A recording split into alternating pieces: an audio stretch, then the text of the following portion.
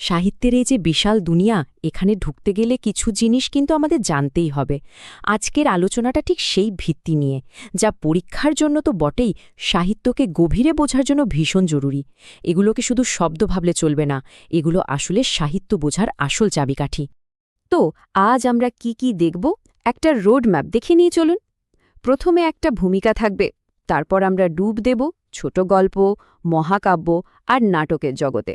আর সবশেষে আমরা দুটো বড় মতাদর্শ আর বাস্তববাদ নিয়েও কথা বলবো। তাহলে আর দেরি কেন, চলুন শুরু করা যাক। আচ্ছা, এই কনসেপ্টগুলো জানাটা এত জরুরি কেন, তাই না? কারণটা খুব সহজ। ভাবুন তো, একজন সমালোচক কিভাবে একটা লেখাকে বিশ্লেষণ করেন। এগুলোই হচ্ছে তার সেই যন্ত্রপাতি। সেটা একটা ছোট্ট গল্প হোক বা বিশাল কোনো মহাকাব্য। তার মানে আসল কথা হলো, এই সংজ্ঞা আর বৈশিষ্ট্যগুলো যদি একবার ভালোভাবে মাথায় ঢুকে যায়, তাহলেই কিন্তু সাহিত্য নিয়ে পড়াশোনায় ভালো নম্বর তোলার রাস্তাটা অনেক সহজ হয়ে যায়। চলুন তাহলে সেই ভিতটা পাকা করা যাক। আমাদের প্রথম ধাপ হল কথার সাহিত্য। আর এর মধ্যে আমরা প্রথমে কথা বলবো ছোট গল্প নিয়ে। নামেই বোঝা যাচ্ছে এটা সংক্ষিপ্ত, কিন্তু এর প্রভাব কিন্তু বিশাল। এর মূল ব্যাপারটা কি জানেন? ছোট গল্প কিন্তু পুরো জীবনটাকে দেখাতে চায় না, বরং জীবনের একটা ছোট্ট মুহূর্ত বা খণ্ডচিত্র তুলে ধরে, যার পেছনে লুকিয়ে থাকে একটা অনেক বড় গল্প। আর এইখানেই এডগার অ্যালান পোরোর একটা দারুণ কথা আছে। তিনি বলেছিলেন সিঙ্গল ইফেক্ট বা একক প্রভাবের কথা।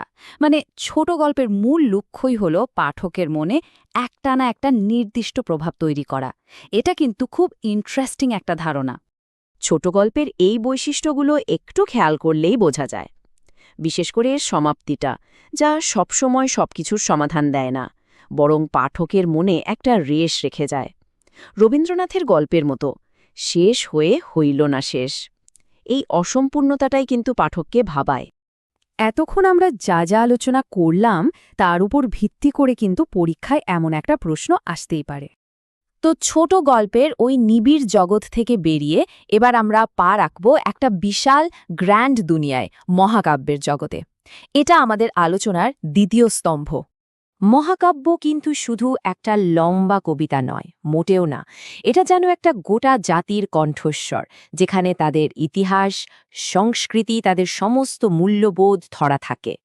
এই বৈশিষ্ট্যগুলোই কিন্তু মহাকাব্যকে অন্য সব কিছুর থেকে আলাদা করে তোলে। এর বিশাল আকার, এর নায়কের চরিত্র আর এর উদ্দেশ্য, সবকিছুই যেন মহৎ।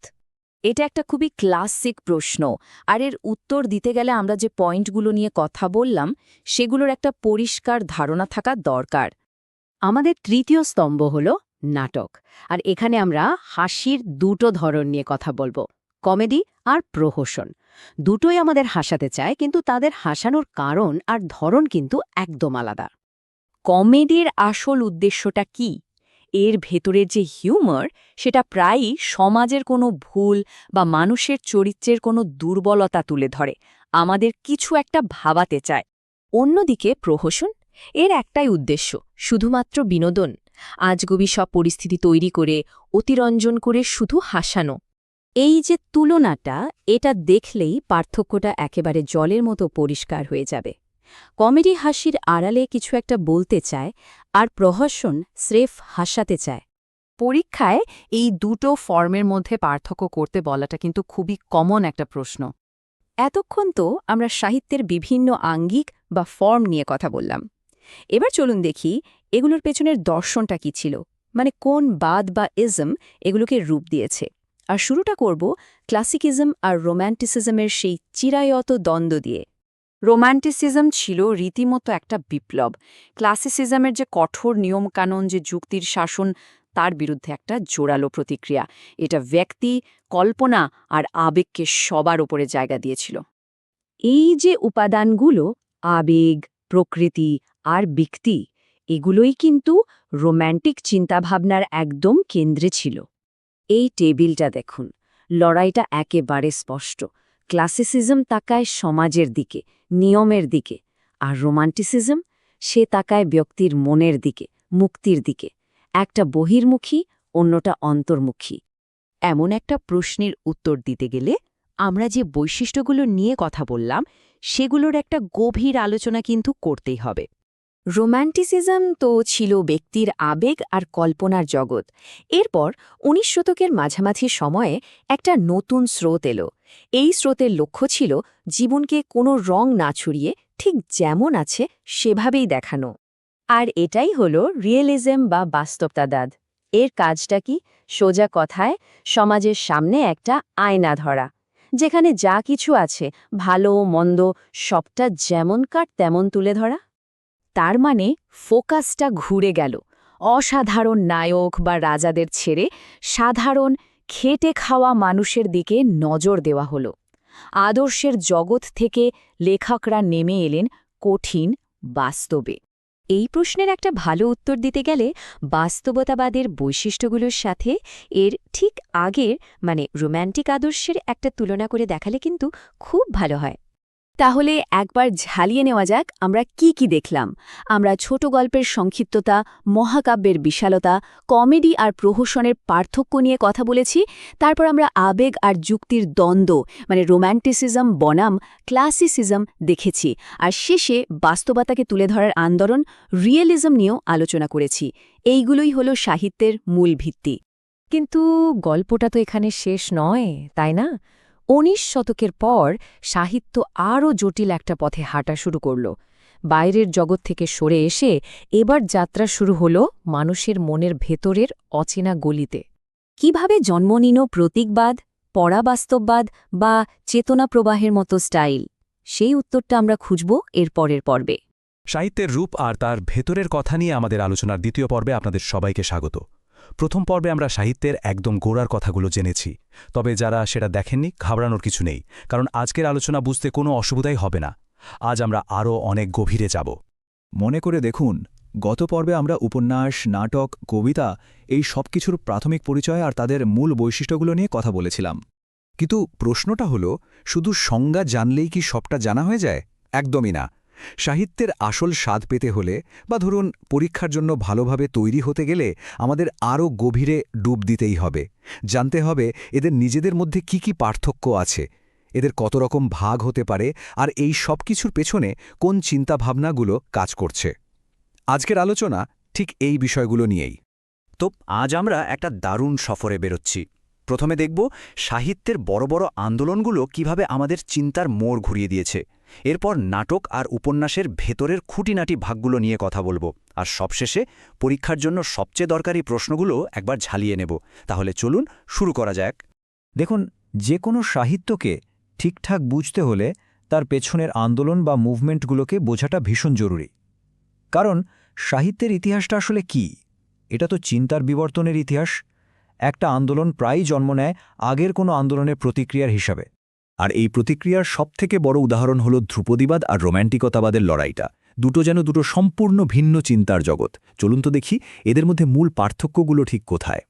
এই টেবিলটা দেখলেই না দুটো ভিন্ন পৃথিবীর ছবিটা একদম পরিষ্কার হয়ে যায়।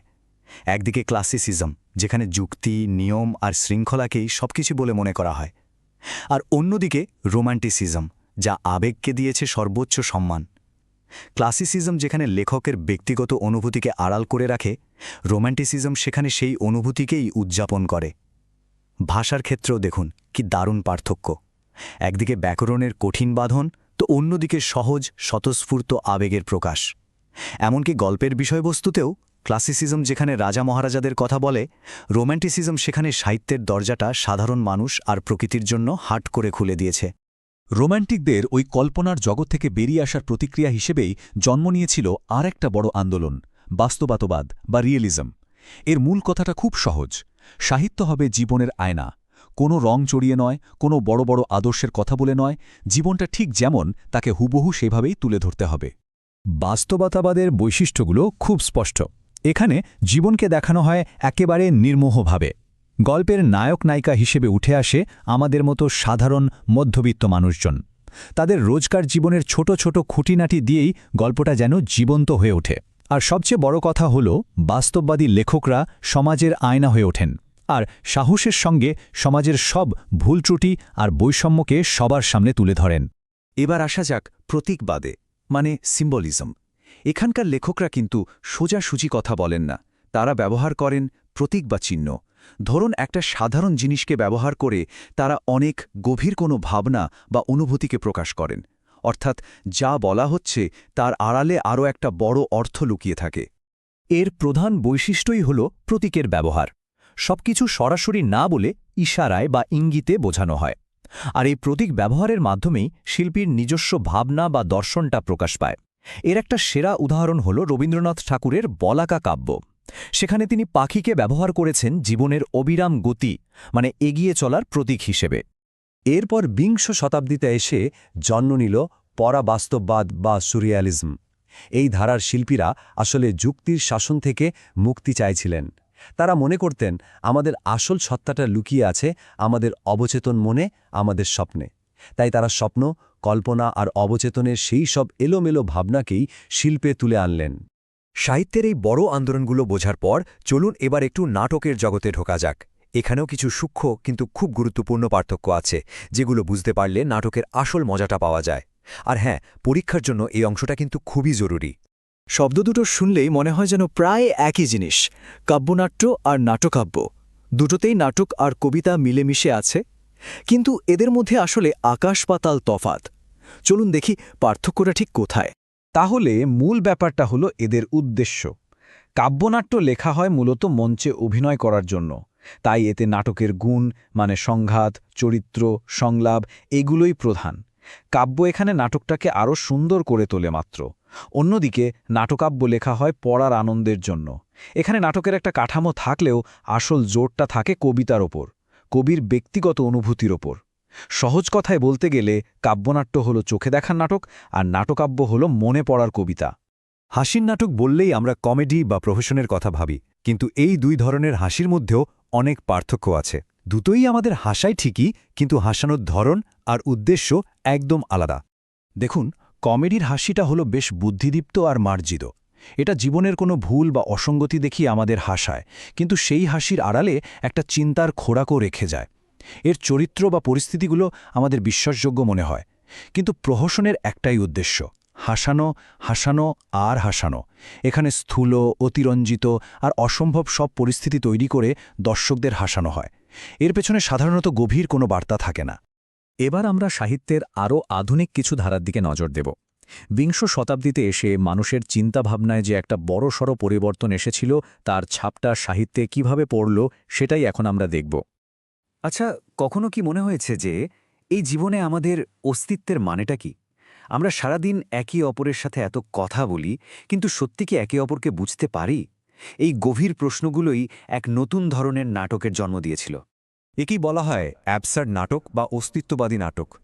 বিশেষ করে দ্বিতীয় বিশ্বযুদ্ধের ভয়াবহতা দেখার পর শিল্পীরা অনুভব করলেন যে এই পৃথিবীতে কোনো কিছুরই হয়তো কোনো নির্দিষ্ট মানে নেই, মানুষের জীবনটা উদ্দেশ্যহীন, আর আমাদের যোগাযোগ ব্যবস্থাটাও যেন পুরোপুরি ব্যর্থ।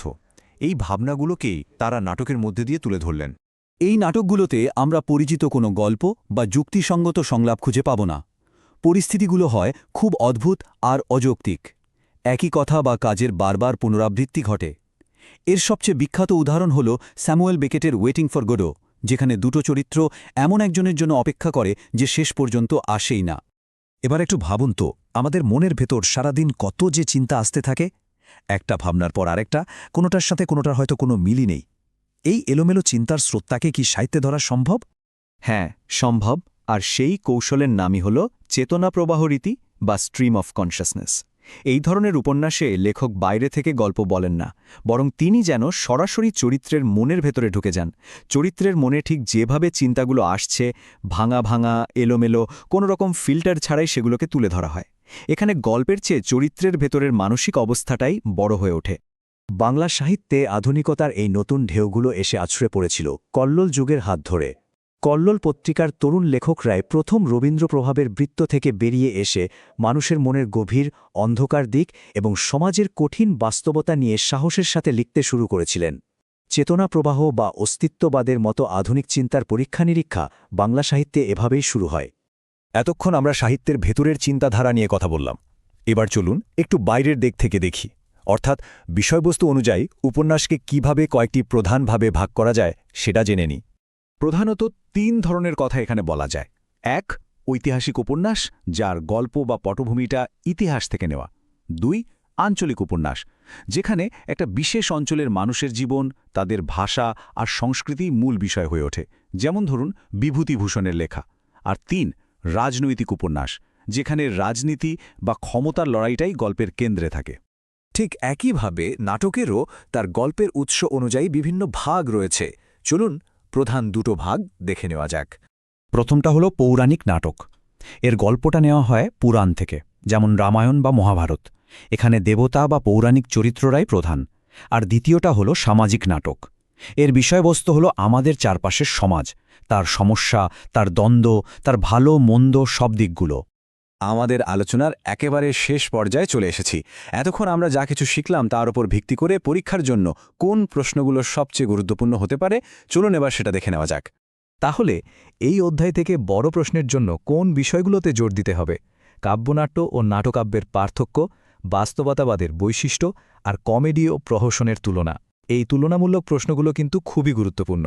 এছাড়া অ্যাবসার্ড নাটক বা চেতনা প্রবাহ রীতির ওপর টিকাও আসতে পারে। আজকের আলোচনাটা মন দিয়ে শুনে থাকলে এই প্রশ্নগুলোর উত্তর দেওয়া অনেকটাই সহজ হয়ে যাবে। আজকের আলোচনা আমরা এখানেই শেষ করছি, কিন্তু একটা কথা মনে রাখতে হবে, সাহিত্য কোনো স্থির বিষয় নয়। এটা অনেকটা নদীর স্রোতের মতো, যা সবসময় বদলাতে থাকে আর নতুন নতুন রূপ ধারণ করে। হয়তো পরবর্তী কোনো পর্বে আমরা এ কালের সাহিত্যের আরও নতুন কিছু ধারা, যেমন উত্তর আধুনিকতাবাদ বা জাদুবাস্তবতা নিয়েও কথা বলতে পারি। সেই পর্যন্ত সবাই ভালো থাকবেন, পড়তে থাকবেন আর সাহিত্য নিয়ে নতুন করে ভাবতে থাকবেন। ধন্যবাদ।